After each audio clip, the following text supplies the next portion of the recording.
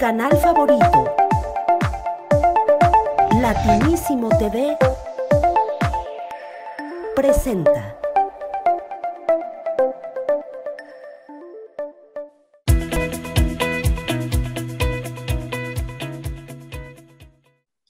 Un nuevo programa de Prosperity, Dinero y Economía Feliz. Un programa que está gustando muchísimo porque bajamos a tierra y damos soluciones desde expertos con una perspectiva humanista, realista, práctica, también ética, en torno al dinero, las finanzas, las inversiones. Y naturalmente contamos con grandes profesionales, grandes expertos que generosamente aportan su tiempo y su conocimiento para este programa. Y hoy tenemos a una bellísima persona, una gran profesional que conozco hace tiempo, que es Luisa Ochoa. Luisa, encantada y feliz de que estés aquí con nosotros en este programa. Muchas gracias, Rosa, por la oportunidad. Estoy encantada yo también. Lo sé porque Luisa, una de las cosas que la distingue es que es una persona apasionada y entregada para ayudar a las personas. La voy a presentar muy brevemente porque ella tiene un extensísimo currículum. Luisa Ochoa es doctora en Derecho Fiscal y Tributario, experta en algo muy lindo que os va a llamar la atención, fiscalidad positiva. Conferenciante, es autora de diversos libros sobre fiscalidad, asesora fiscal, mentora, profesora universitaria y se define así: trabaja para resolver problemas de los demás en el ámbito de la economía y la fiscalidad con una visión transformadora e innovadora. Tiene ya más de 25 años de experiencia que avalan su metodología y sus resultados. Gracias, Rosa, por esta presentación. Muchas gracias. No hago más que hacer un pequeño extracto de todo lo mucho que hay detrás de ti. Y ella es autora de un libro que yo tengo, me he leído, que me encanta y que tiene este curioso título: que los impuestos no te amarguen la vida. ¿Qué te llevó a escribir este libro? Bueno, de alguna forma yo desde mi asesoría fiscal pues cada día trato con autónomos, con emprendedores y con empresarios que cada trimestre pues muestran su enfado en el momento de pagar impuestos. Digo, esto no puede ser porque es algo cotidiano. No es que digas, pago los impuestos una vez en la vida. Y claro, generar ese mal rollo, digo, esto hay que darle la vuelta, ¿no? Y por otro lado también creo y entiendo que según qué comportamientos tienes unos resultados fiscales distintos.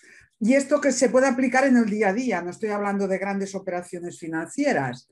Entonces yo pensaba que yo sentía en mi interior la necesidad de transmitir ese conocimiento que considero, digamos, base para ir por la vida, ¿vale?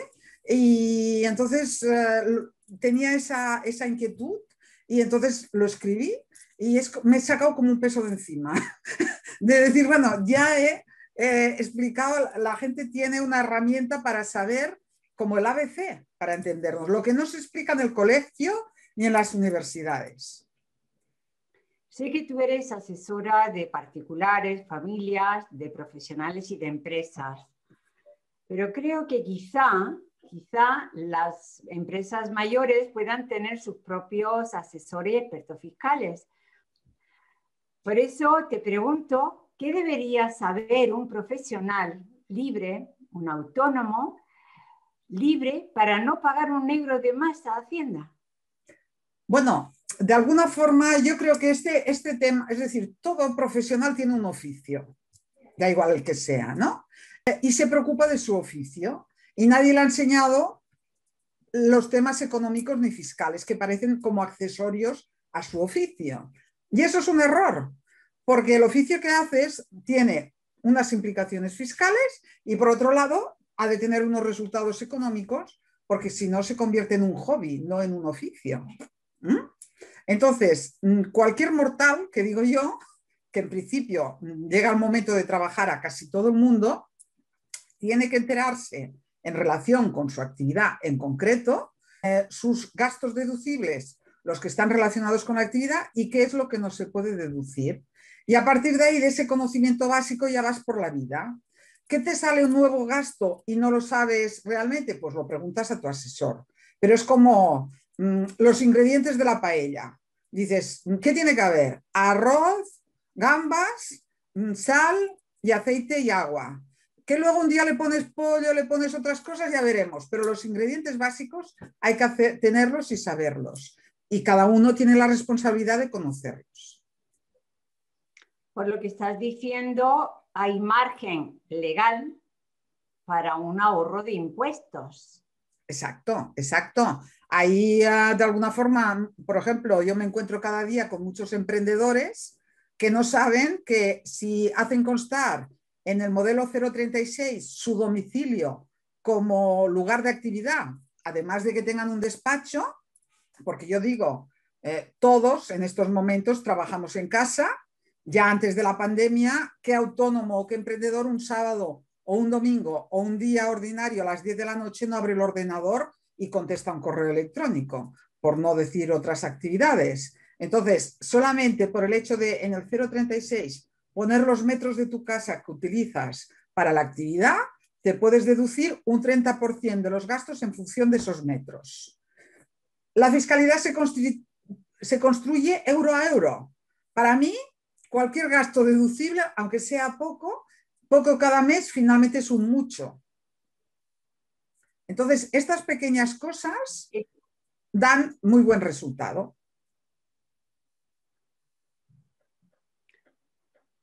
Pequeñas cosas que para poderlas desgravar, me imagino que el autónomo, el profesional, deberá de tener un sistema para guardar, para luego aportar al asesor fiscal. Claro, de alguna forma, cuando llega el momento de los impuestos, ahora por ejemplo que estamos en la renta, es muy común que la gente se queje. A mí, desde mi forma de trabajar, no es el momento de quejarse, porque la fiscalidad se construye cada día. Es decir, yo, por ejemplo, a muchos de mis clientes, en el mes de noviembre ya les digo lo que tendrán que pagar de renta. ¿Por qué? Porque tienen el mes de diciembre para terminar de gestionar su economía y su fiscalidad, porque cuando estás cerrado el año ya no puedes hacer nada. Ahora en el mes de mayo no podemos hacer nada del mes del año anterior. Entonces, esa conciencia de construir tu fiscalidad día a día, pues realmente es interesante para mí. Yo estoy totalmente de acuerdo contigo. Ahora, en mi realidad, en mi práctica, mi conocimiento, lo que veo es que muchos autónomos lo que hacen es que tienen una gestoría, y eso creo que sería bueno que lo habláramos, que le lleva, vamos a decirlo así, los papeles. Y eso no siempre supone un asesoramiento fiscal, Luisa. No, es que de alguna forma son dos escalones distintos. Es decir, el asesor, yo siempre digo que mis clientes es como si fueran parte de mi familia. Los cuido porque a mí me gusta cuidar la economía de las personas, empatizar con ellas y sacarles de los apuros. Pero bueno, ahí, digamos, eso es muy distinto de una asesoría online a un precio ridículo, donde solo te pueden hacer papeles, porque es que no hay más, digamos. Es decir, todo requiere su tiempo, su cuidado y sobre todo si el asesor tiene un sistema, un orden y un sistema. Es la base de todo proceso. Yo, por ejemplo, también tengo una serie de vídeos que facilito a mis clientes donde ya les explico una serie de conocimiento base que han de tener. ¿Por qué? Porque no me hace falta así repetirlo cada vez y queda constancia. Modelos de facturas, por ejemplo, en las facturas se pierde un montón de dinero porque hay muchas facturas que no son correctas. La gente no sabe emitir facturas. Bueno, pues yo, digamos, esa función docente de enseñar al autónomo, al emprendedor, al empresario, cómo tiene que hacer las cosas, me motiva mucho más que gestionar impuestos, que también se los gestiono, porque si no, no me doy cuenta de su realidad económica. Pero digamos que es un poco poner el foco donde te gusta, y a mí me gusta ponerlo en la rentabilidad económica, porque si mi cliente no tiene un negocio rentable, va a dejar de ser mi cliente. Y yo cuido mucho la mano que me da de comer. Hay una figura que es el renting, el leasing, que es cuando una persona, un profesional, usa su vehículo para el propio negocio. ¿En tu experiencia es algo a tener en cuenta cuando una persona necesita cambiar de coche, por ejemplo? A ver, el tema del coche no nos gusta a nadie el tratamiento fiscal que tiene, porque es una de las cosas que tendrían que revisar porque no es real, ¿vale?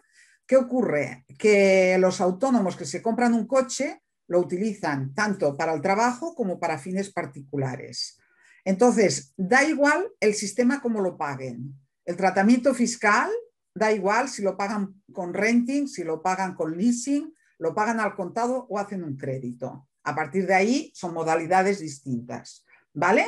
Pero ¿qué ocurre? Que hay un tema que es se llama la probatio diabólica, que no puedes probar, que es que para poder deducirte el coche tendrías que poder probar que no lo utilizas ni una sola vez en todo el año para un fin particular, ni para ir a la farmacia o llevar a tu hijo al médico. Esto es imposible de probar. Entonces, como esto es imposible de probar, resulta que no es deducible como gasto. Te podrás deducir el 50% del IVA, pero el gasto en sí mismo no es deducible. Y la realidad es esta.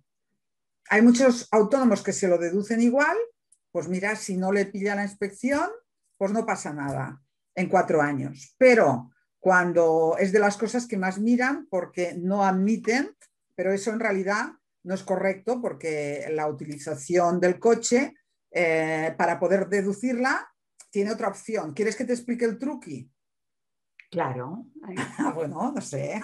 Legal, ¿eh? Legal, siempre legal, ¿vale? Por supuesto.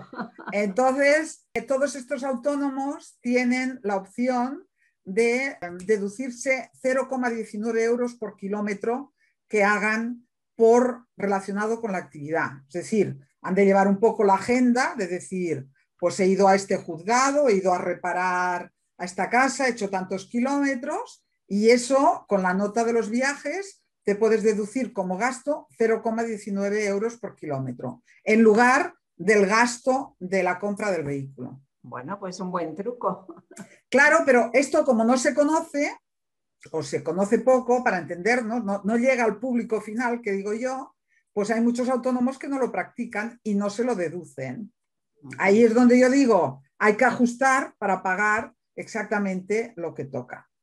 También es cierto que hay una actividad burocrática, para entendernos, que molesta mucho de hacer. Entonces ahí hay que ver realmente a quién, no sé, a veces tenemos hijos de una cierta edad que les damos una paga semanal y no hacen nada, a lo mejor meterles a controlar todo esto, pues ya tiene una retribución con más sentido y es una ayuda familiar importante.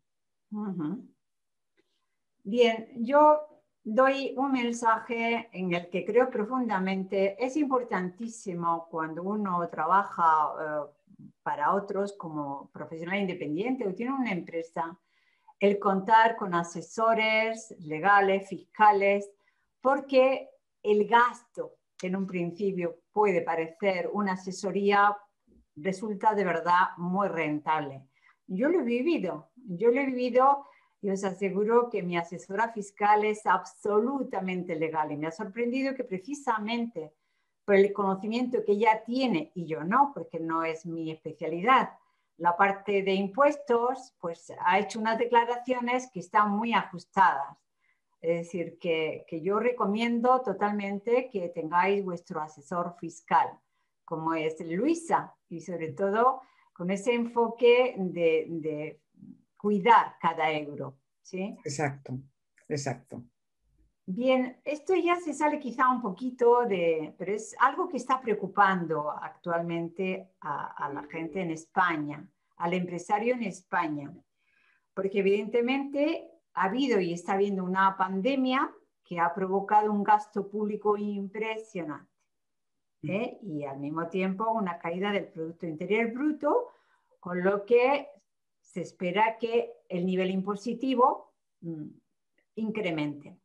Y llama la atención como hay países, como son los países nórdicos, ¿no?, en la que tienen un enfoque parece ser diferente a lo que ya se está hablando. Ya sabes que a veces los políticos, cuando quieren poner en marcha determinadas medidas, van soltando opiniones y parece ser que aquí en España quizás se opte por una subida de impuestos a determinadas clases sociales o patrimonios, mejor dicho, mientras que curiosamente en otros países de Europa se tiende justamente a lo contrario. Desde tu perspectiva global, ¿cuál es el impacto, digamos, de los impuestos en la prosperidad o no prosperidad o mejor economía de un país? Bueno, a ver, los impuestos siempre han sido un instrumento de política económica. A través de los impuestos se redirigen las políticas y se hacen intervenciones, o el gasto público es el que realmente determina. Lo que ocurre es que yo creo que aquí hay dos puntos a tener en cuenta. En primer lugar, la falta de reservas. Es lo mismo que ha pasado ahora en las empresas. Es decir, las empresas con la pandemia hemos distinguido las que tenían reservas para aguantar que las que no lo tenían. Entonces yo creo que en nuestro país ya no teníamos reservas antes de la pandemia y solamente ha faltado esto. Evidentemente que ahí, a efectos de las economías individuales, hay que ser previsor en ir acumulando siempre reservas, porque esto cíclicamente siempre pasa en todos los sectores. Eso por un lado. Y por otro lado está, digamos, la gestión, pero la gestión desde el conocimiento. Es decir, sin hablar de ningún partido político ni de ninguna época, ¿eh? Pero si para gestionar una empresa hay que ser un profesional, para gestionar un país todavía hay que serlo más. Mi gran réplica siempre es que los políticos, todos los que están en el Parlamento, todos, casi ninguno ha sido o es empresario. Si no eres empresario, yo lo veo, los autónomos que empiezan, que no han sido empresarios, muchas veces dan tumbos hasta que no se enteran de qué va la película. Entonces yo me he encontrado muchas veces que veo normas que digo, esta norma la habrá dictado uno que no tiene ni idea de la empresa, porque es imposible aplicarla o no tiene sentido en la realidad, porque de la teoría a la práctica hay una gran diferencia. Yo te puedo decir que muchas veces me preguntan temas fiscales complicados o no, da igual, y les digo, mira, la ley dice esto, pero es que la inspección aplica esto otro. O sea, no basta solo con saber la ley, sino el criterio que está siguiendo la inspección para saber lo que tienes que hacer hoy. Porque aunque en la ley lo diga, si luego la inspección te lo discute o no lo puedes probar, porque a veces los sistemas judiciales siempre son temas de prueba, te quedas con la razón, pero te cuesta dinero. Entonces yo en eso soy muy práctica. Entonces, digamos que hasta que los parlamentos, las personas que forman el parlamento y dictan las leyes, no sean unos profesionales de la empresa y de la gestión, a todos los niveles, a todos los niveles, pues va a ser difícil mejorar. Uh-huh. Pasando al tema de los empresarios, creo que hay una falsa idea, no sé, ahora me lo dices tú, me lo confirmas. Muchos empresarios autónomos y profesionales tienen una idea de que si pudieran montar una empresa, entonces pagarían menos impuestos. ¿Cuál sería la facturación para que compensara el pensar, el crear una sociedad limitada? Bueno, digamos que aquí hay tres criterios básicos para plantearte constituir una sociedad limitada. El primer criterio es la responsabilidad. Si tú haces una actividad que detrás hay una responsabilidad real y posible, no pongas en juego tu patrimonio propio, constituye una sociedad y solamente será responsable los bienes que hay en la sociedad. Esto en cuanto a proveedores o nunca con Hacienda siempre eres responsable, ¿eh? Aunque tengas una sociedad, ¿vale? Uh-huh. Eso por un lado. En segundo lugar, cuando llegas a un beneficio, no ingresos, beneficio, sobre los 45.000 euros al año, entonces ya pagas más del 25, dependerá del número de hijos y de la comunidad que estás. pero digamos que en torno a los 45.000 de beneficio ya te lo puedes plantear. ¿Qué ocurre? Cada comunidad es distinta, pero ese es el momento. Entonces, a partir de ahí hay que ver si ha sido un beneficio puntual o si de alguna forma ya es conveniente realizar este ejercicio de construir la sociedad.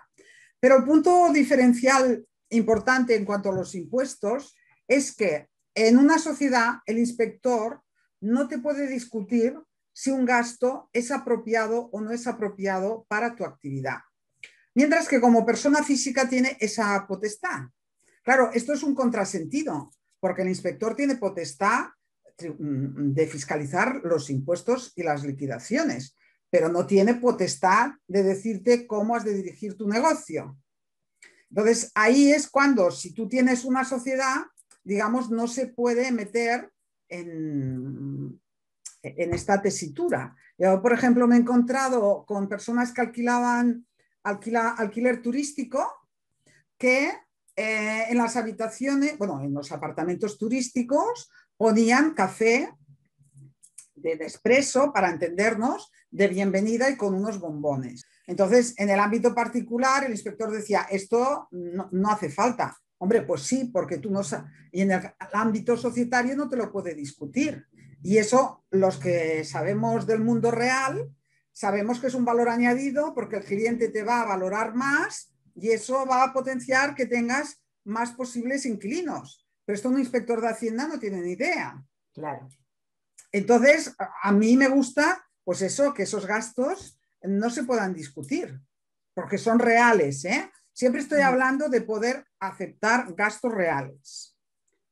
Voy a hacerte ahora una reflexión, porque yo tengo familia en Suecia, en Dinamarca, también amigos en Inglaterra, y me he metido en internet para conocer cómo es la escala de sus impuestos. Y esos países que son, en teoría, más desarrollados, tienen un Producto Interior Bruto más elevado que España, pues tienen una carga impositiva como Suecia, más de un 43, Dinamarca un 47, Finlandia un 42, Noruega un 40, España tiene un 35, ¿sí? Entonces, mi pregunta, ¿tiene eso que ver con la mentalidad de las personas? Porque lo que yo veo de lo que me cuentan mis amigos y familia es que como que están muy mentalizados de que hay que pagar impuestos si quieren recibir unas prestaciones, como que lo tienen muy interiorizado. Parece que en España eso no está tan claro. Bueno, evidentemente que el carácter latino pues es el que es, ¿no? Pero finalmente es un tema de conciencia y de formación. Es decir, lo que es cierto es que en nuestro país, aunque ahora sí que ha salido una normativa que quieren obligar a enseñar finanzas en las escuelas, en la enseñanza básica, cosa que ya haría falta, pero es un tema de educación. Esos países tienen una tradición ya y unas reservas que te he dicho, porque su carácter ya no les permite otra visión, ¿vale? Cosa distinta de muchas mentalidades de nuestro país. También es cierto que la gestión correcta de los recursos también hace que la gente pague los impuestos de otra forma. Es decir, cuando tú estás pagando un 42%, pero tienes una sanidad inmaculada, unos niveles formativos excelentes, no te importa. Es como cuando vas a comer a un restaurante, ¿no? Si dices, he comido, fantástico, me han servido tal, y has pagado a lo mejor el doble de que comer en otro. Pero yo siempre digo, a mí eso no me importa, pero cuando como mal y de mal servicio, es que hasta 15 euros me parece caro. Entonces, digamos que es un poco la tradición en esas ideas. Yo, para reforzar un poco este conocimiento, esta actitud, en este libro de que los impuestos no te amarguen la vida, empieza diciendo, si lo que quieres es no pagar impuestos, vete a una isla con un cocotero, no consumas, no tengas wifi, no hagas nada y no pagarás impuestos. Pero si quieres jugar a la sociedad del bienestar y tener una serie de servicios, evidentemente que hay que pagar impuestos. Lo que ocurre es que luego, en esa segunda parte de fiscalizar la gestión, es cuando en España vamos bastante mal. Sí, reconocemos que tenemos, pero todos los españoles, que avanzar en lo que es la educación, la conciencia, la ética también, para que efectivamente, como tú bien sabes, los impuestos ayuden a redistribuir la riqueza y también pues, a atender las necesidades de los ciudadanos. Y eso se hace con el dinero de todos y de una manera equitativa y equilibrada. Yo he hecho un paso más allá y me he atrevido a escribir en el libro de que en realidad los impuestos es una herramienta de mejora personal, porque a veces la mejora personal la enfocamos en otros aspectos y realmente enfocarla en cumplir bien tus obligaciones, en ordenarlo todo, en guardar facturas, no sé, para mí es un apartado de la mejora personal que muchas veces requiere ese esfuerzo, que lo enfocamos a lo mejor en otras áreas de la vida que no tienen tanto resultado. Entonces ahí tenerlo todo milimetrado, para mí es el reto de la mejora personal de cada uno de nosotros. Pues te apoyo en eso porque mi contacto con mi asesora y también con otros profesionales y la queja constante es de que en general, vaya en general con lo negativo que es generalizar, pero que se cuenta con la dificultad de que le dejan para el final el presentar los papeles y tienen que darse unas... Bueno, pero es que además el resultado se ve, es decir, la persona que es ordenada consigue ese reto de tener una fiscalidad positiva y no pagar ni un euro más ni un euro menos. Pero el que vive en el desorden, que todos hemos estado ahí, pues eso es prácticamente imposible. Entonces es como una casa desordenada que buscas un alfiler, pues no, seguramente no vas a encontrar. Entonces, digamos que por eso es lo que te he comentado de la mejora personal, no es de 0 al 10, eso es imposible, pero si vas avanzando un poco cada día, llega a mí a veces cuando hago formaciones dicen, oh, pues si me ha gustado y todo, no me lo creía, ¿no? Porque si le encuentras el enganche a esa, bueno, pues a ese proceso, ves, porque quieras o no, eso forma parte del orden universal. Es decir, el orden económico forma parte del orden universal. Y si todos somos un desastre y un desorden, contribuimos al desorden global. Y eso es lo que no tendría que ser. Luisa, las personas que quieran conocer más de ti, ¿dónde te pueden encontrar? Bueno, en mi web, luisaochoa.com, ahí es la base donde yo me explico mejor, donde tienen el contacto directo conmigo, donde están mis libros. También si quieren consultar una sesión conmigo directamente, la pueden contratar desde ahí, porque en estos momentos ya sabes que la web es la carta de presentación de todos, luisaochoa.com. Sí. Y a mí me consta que Luisa aporta muchísimo valor con consejos constantes. Así que os recomiendo seguirla porque es una maravilla de conocimiento. Gracias. Y sobre todo de practicidad. Sí, bueno, es que desde mi experiencia cada día veo cosas nuevas y cosas distintas y a mí es que me sale del alma. Dices, sí. Pero si es que esto así, así, así. Y además hay una cosa que es buena y que es mala, ¿no? Que es Internet. ¿Por qué? Porque en el ámbito nuestro hay mucha información, pero no toda es aplicable a todo el mundo. Es un poco como el médico, ¿no? Dices, me han dicho que tengo esto, buscas y ahí sale y te quedas con lo que no te toca. Entonces, de alguna forma, yo siempre voy muy a lo de cada uno, ¿no? Dices, vale, en Internet hay todo esto, pero olvídate, a ti te conviene esto, esto y esto. Y ahí que voy, ya sabes. Bien, ya para terminar, me gustaría contar con un mensaje que tú le des a todas las personas que siguen a este programa, a Prosperity, porque coincidirás conmigo que estamos viviendo unos tiempos desafiantes de cambios, retadores, con crisis económica, con pérdida de patrimonios, pérdida de trabajo, pero tú eres una persona con una visión amplia y con valores. ¿Qué puedes decirles en positivo a las personas para que tengan una mirada? No solamente una mirada, sino qué pueden hacer para que salgamos de esta situación, Luisa. Sí, yo de alguna forma, a lo mejor te parecerá extraño, pero es mi pensamiento actual. Es un poco que todos nos hemos de preocupar nosotros mismos de nuestra economía, no de que nos ayuden nuestros padres, el vecino, el marido, la mujer. Es decir, si cada uno de nosotros fuéramos económicamente autosuficientes, a un nivel de suficiencia, no a un nivel de riqueza, ya seríamos ricos en sí mismos, porque no necesitaríamos más. Desde esa autosuficiencia, la globalidad sería suficiente. No, digamos, pongamos la obligación de la autosuficiencia en los demás, porque no toca, ¿vale?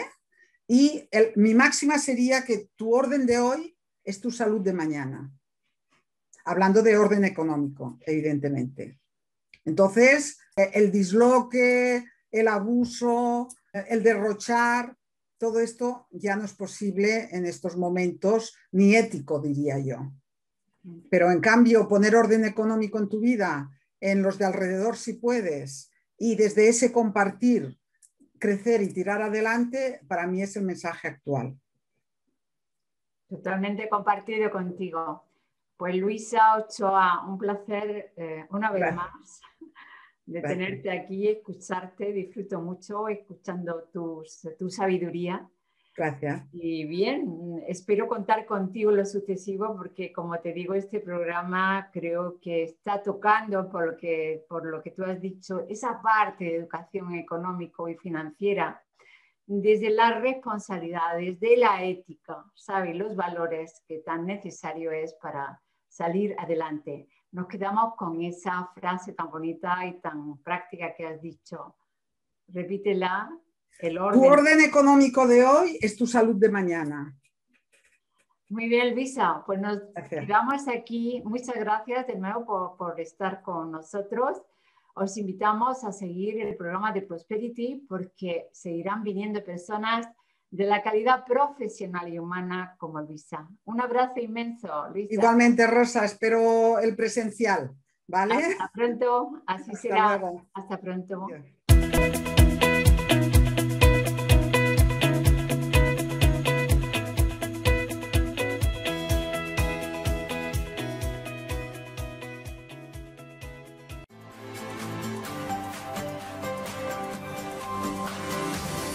Tu canal favorito, Latinísimo TV, presentó.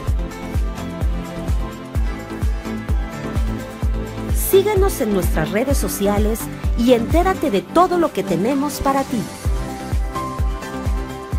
En Latinísimo TV, latimos contigo.